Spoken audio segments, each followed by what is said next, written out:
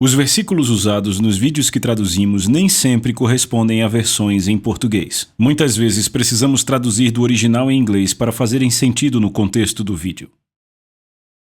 Bem-vindos ao programa Conceitos da Fé. Eu sou Charles Capps e estamos falando sobre a autoridade do homem e de Jesus. Agora, estamos falando de algumas coisas, eu vou recapitular alguns pontos que falamos no último programa, porque estamos falando sobre o fato de que Jesus nasceu nesse planeta com um corpo físico de carne e osso. Em Gênesis capítulo 1, Deus disse: façamos o homem à nossa imagem, tenha ele domínio. Jesus nasceu com um corpo físico e a razão para isso é que ele tivesse autoridade neste planeta. Então eu vou falar essencialmente o que aconteceu bem rápido. Quando Adão entregou o arrendamento da terra quando pecou, ele essencialmente entregou o arrendamento da terra ao diabo. Deus tinha arrendado esse planeta ao homem, pelas evidências por 6.000 anos. E quando Adão pecou e cometeu alta traição, ele entregou o arrendamento ao diabo e o diabo tomou autoridade sobre os homens maus. E ele tenta governar este mundo através de homens maus. Bem, Jesus nasceu nesse planeta como semente de justiça. Bem, sabemos que no dilúvio Deus destruiu tudo, mas ele deixou justos na terra e havia apenas 8 naquela época. Então, pessoas más dominavam a terra e Deus destruiu todas elas. E então, descobrimos que quando Jesus nasceu na terra, ele era a semente da justiça. Agora, você sabe que se você quer produzir algo, deve começar com a semente? E sabemos que a Bíblia diz que no princípio era o Verbo era Deus, o Verbo estava com Deus e o Verbo se fez carne e habitou entre nós. Então, sabemos que Jesus nasceu de uma virgem, tinha um corpo físico nesse planeta e por isso tinha autoridade, era um homem. Então veja, se você tem autoridade aqui, você pode destruir as obras do diabo. 1 João 3,8 diz: para isto se manifestou o Filho de Deus, para destruir as obras do diabo. Agora, a Bíblia Amplificada diz assim: para desfazer, destruir e dissolver as obras do diabo. Foi isso que Jesus veio fazer. Mas ele não veio aqui com o seu poder divino como sendo Deus para fazer isso. Sabemos que é difícil para alguns entenderem, mas se acompanharem nosso ensino de perto, verão do que eu estou falando. Então vamos continuar de onde paramos. Lucas capítulo 4, onde Jesus, depois que foi batizado no Rio Jordão, ele tinha 30 anos naquela época, e até os 30 anos de idade ele não tinha realizado nenhum milagre sequer, não tinha expulsado nenhum demônio, nem curado nenhum enfermo.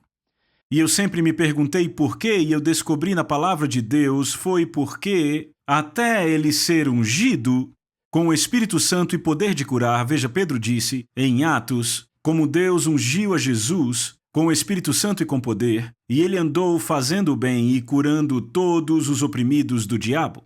Agora notem que ele curou todos os oprimidos do diabo. Em outras palavras, Pedro está dizendo que a doença e a enfermidade são opressões do diabo, são do maligno. E eu digo a muitos cristãos que ainda não entenderam isso, eles ainda pensam que a doença é uma bênção de Deus. A doença está debaixo da maldição.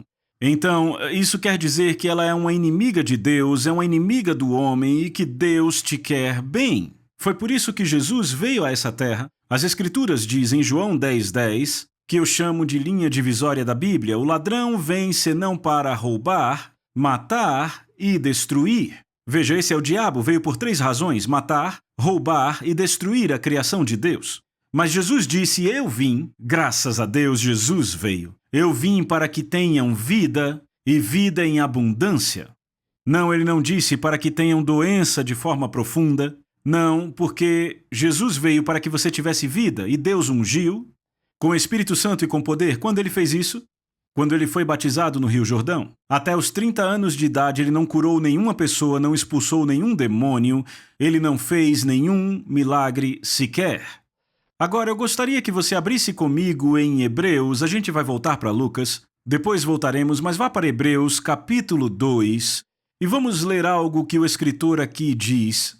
Verso 6, antes alguém em certo lugar deu pleno testemunho dizendo que é o homem que dele te lembres, ou o filho do homem, que o visites, fizeste-o por um pouco menor que os anjos, de glória e de honra o coroaste e o constituísse sobre as obras das tuas mãos. Veja, ele está falando sobre o homem e o filho do homem. Dos dois, fala do homem e do filho do homem, o que inclui Jesus. O fez um pouco menor que os anjos, veja.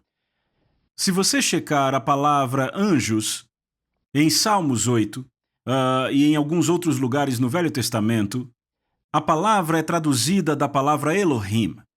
E não significa anjo de jeito nenhum, significa Deus. Então o homem foi feito um pouco menor que Deus. Agora, o homem não é Deus, o homem nunca será Deus, não me entenda mal, porque há algumas pessoas que acham que eu digo que o homem é Deus. Não, eu não sou Deus, eu nunca serei Deus, eu não quero ser Deus. Mas o homem foi criado à imagem de Deus. E então ele diz, todas as coisas sujeitaste debaixo dos seus pés. Ora, desde que lhe sujeitou todas as coisas, nada deixou fora do seu domínio.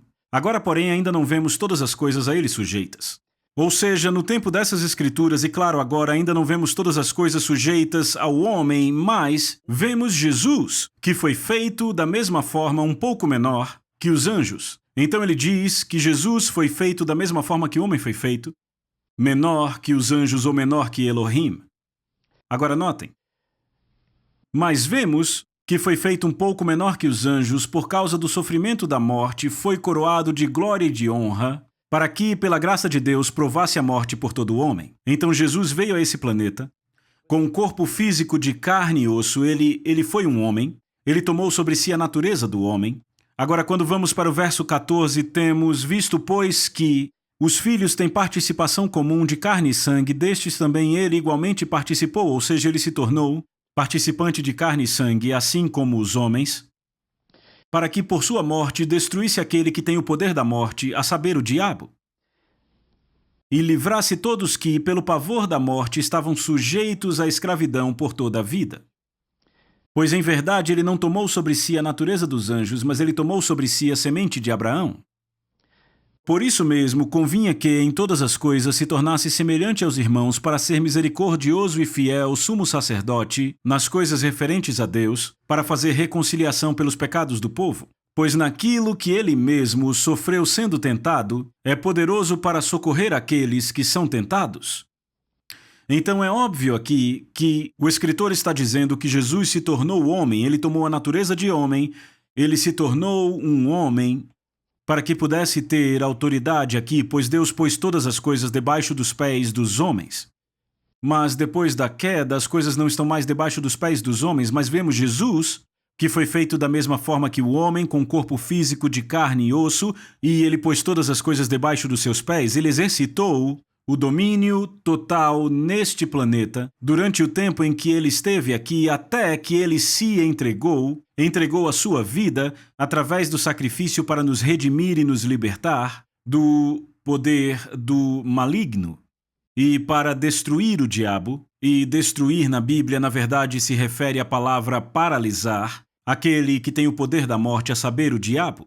Então a morte veio pelo pecado, a morte veio pelo homem, porque o homem tomou a decisão errada. Agora o homem tinha o direito de tomar essa decisão, porque Deus disse a Adão para sujeitar a terra e ter domínio sobre ela. Ele tinha um direito legal de tomar a decisão que tomou de comer o fruto proibido. Ele não tinha o direito moral de fazer isso, porque Deus não lhe deu. Ele deu a ele autoridade para tomar a decisão, mas ele lhe disse para não comer da árvore do conhecimento da bênção e da calamidade. Ele já conhecia a bênção, ele não precisava dessa coisa de calamidade, e isso essencialmente foi o que trouxe doença e enfermidade sobre a terra. É quando o pecado chega aqui. Satanás estava aqui, e se você notar no Jardim do Éden, Satanás apareceu no Jardim do Éden. Ele teve que tomar emprestado o corpo da serpente para se manifestar. Então aí está algo que você precisa entender que é vital para você operar em autoridade enquanto crente. Você precisa entender que o seu corpo físico, esse corpo físico de carne, sangue e ossos, te dá autoridade nesse planeta? Você já notou que quando você vai entrar no emprego ou assinar qualquer coisa, eles pedem sua certidão de nascimento? Parece óbvio que eles conseguem olhar para você e saber que você nasceu. É claro que conseguem. Mas o que é isso? É um documento legal para provar que você nasceu neste planeta, em determinado estado, em determinada cidade, em determinado país, em um tempo determinado. É um documento legal. E espiritualmente é um documento legal que revela que você tem autoridade sobre o diabo, sobre os demônios, sobre os espíritos maus, por essa razão. Satanás, os demônios e os espíritos maus não têm corpos físicos de carne e osso. Eles têm corpos espirituais, mas não têm corpos físicos. Agora, amigos, para ter autoridade nesse planeta, você tem que ter um corpo terreno. E o diabo não tem. Espíritos maus não têm. Então, o que tiramos disso é que Jesus veio aqui com um corpo físico, e essa é a razão pela qual ele tinha que nascer nesse planeta. Ele não poderia simplesmente descer do céu como Deus, com seus poderes divinos, e começar a destruir as obras do diabo, porque ele arrendou este planeta ao homem. E Deus não ia dizer, já basta, não gosto mais disso, eu vou limpar tudo e fazer o homem tudo de novo. Ele não poderia fazer isso, porque Deus não pode mentir. Deus nunca vai violar sua palavra. Deus não pode mentir, e ele não voltaria atrás. Então o que ele fez? Ele enviou o seu Filho, a sua palavra, a palavra se fez carne e habitou entre nós.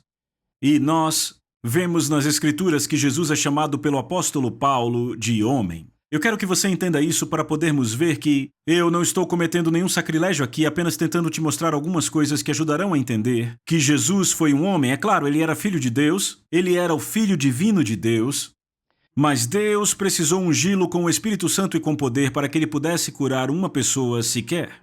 Isso aconteceu porque, até que Deus o ungiu, ele não teve a habilidade para curar os enfermos, ele deixou isso no céu. Filipenses 2 nos fala sobre isso. Ele se esvaziou do poder e da glória quando ele veio à terra, e ele veio aqui como homem. Ele veio aqui para sofrer, para morrer e para redimir os homens do pecado e nos libertar da autoridade das trevas. A Bíblia diz que fomos libertos do poder das trevas e transportados para o reino do Filho do seu amor. E tudo veio através de Jesus Cristo, quando ele derramou o seu sangue para redimir a humanidade do pecado e nos libertar do poder das trevas. Agora, estamos falando sobre a autoridade do homem e de Jesus, e eu quero ir para Filipenses capítulo 2. Nós já citamos, mas eu quero lê-lo.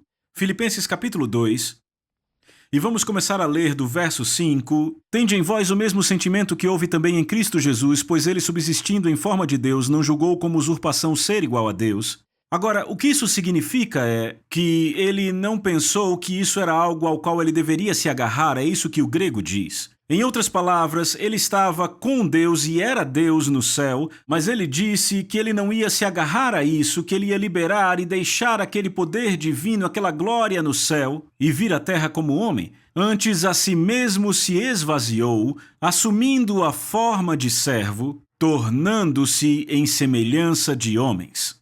Então, amigos, isso não deixa nenhuma sombra de dúvida que Jesus entregou o seu poder divino e a sua glória quando veio à terra. E reconhecido em figura humana.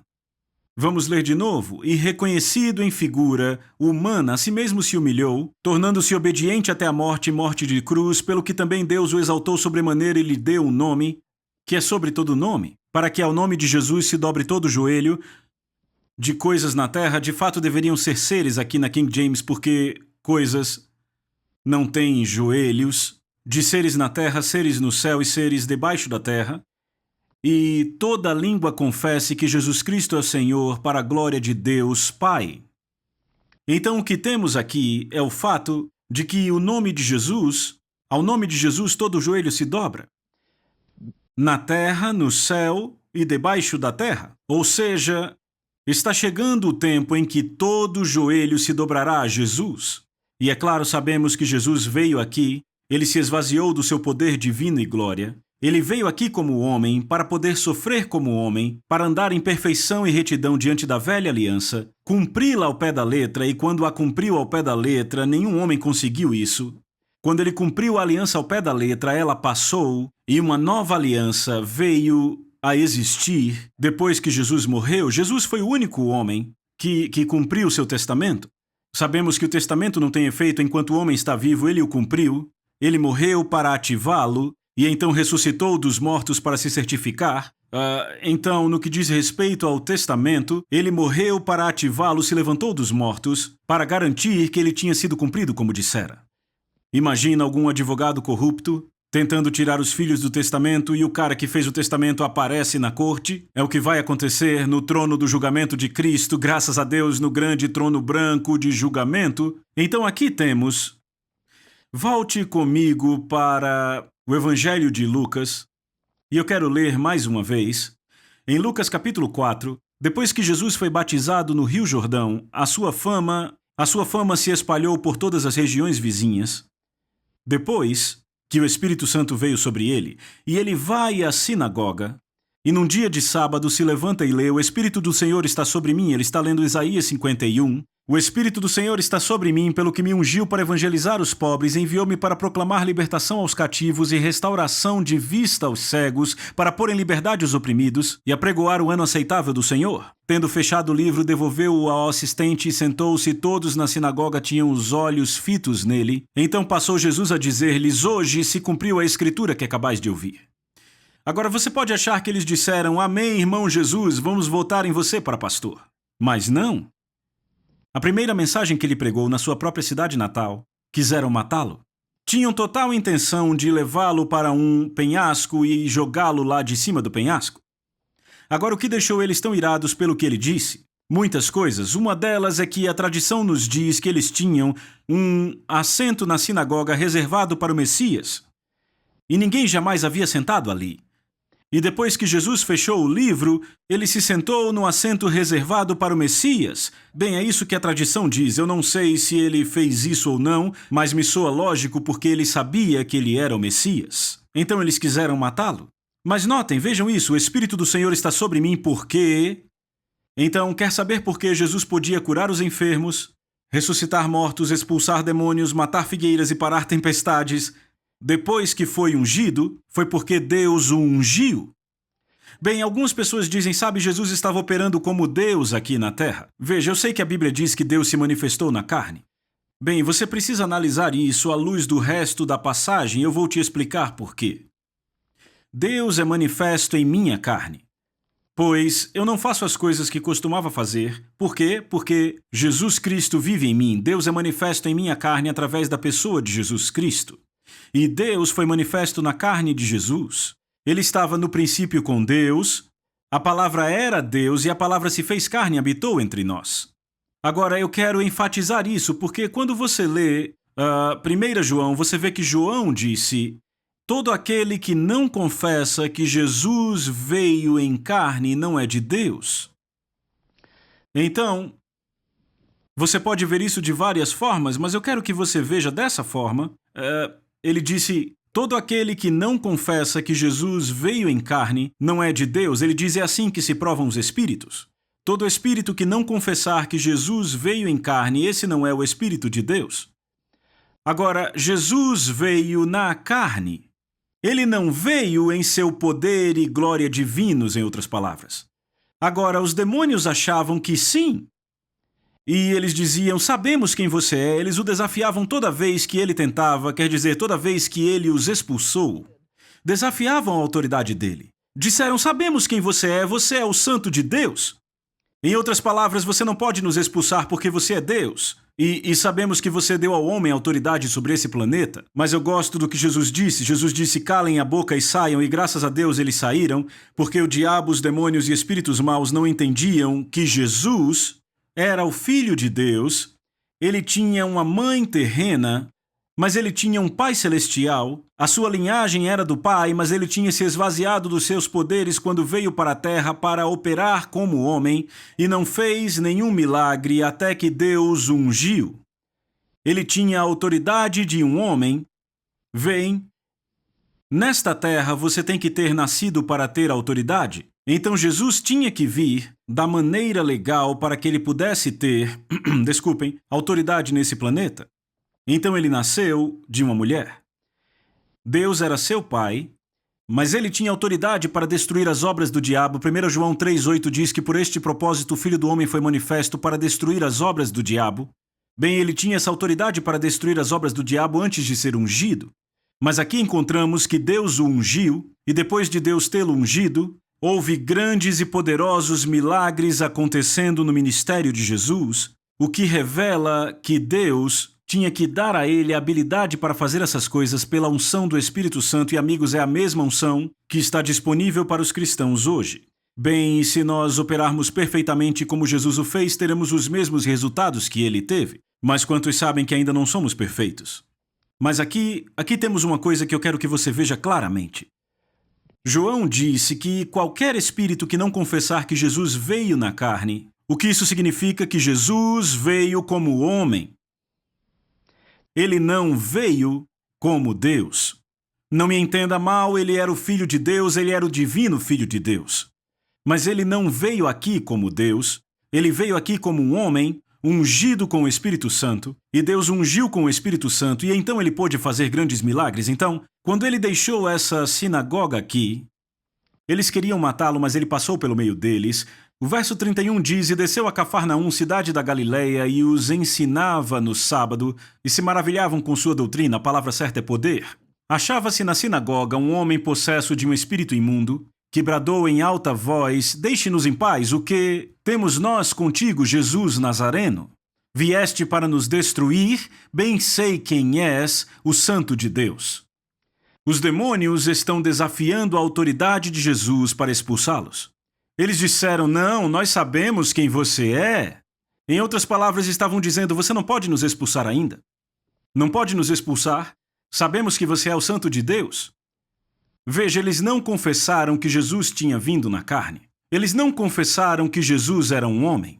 Era exatamente disso que João falava. Qualquer espírito que não confessar que Jesus veio como um homem não é o Espírito de Deus. Ele teve que vir como homem para ter autoridade legal aqui. E então Deus ungiu com o Espírito Santo, mas Jesus o repreendeu dizendo: Cala-te e saia dele, ou seja, cale a sua boca e saia dele, e graças a Deus saiu. Agora, você nota, continuando aqui, no verso 40, no pôr do sol, todos os que tinham enfermos de diferentes moléstias os traziam até ele, e ele os curava impondo as mãos sobre cada um. Quantos ele curou? Todos eles. Sabe, alguns dizem: bem, não é a vontade de Deus curar a todos. Sabe, os discípulos tinham dificuldade para saber qual era a vontade de Deus sobre a cura. Então Jesus deixa tudo bem claro, curando a todos. Ele impôs as mãos sobre todos e os curou.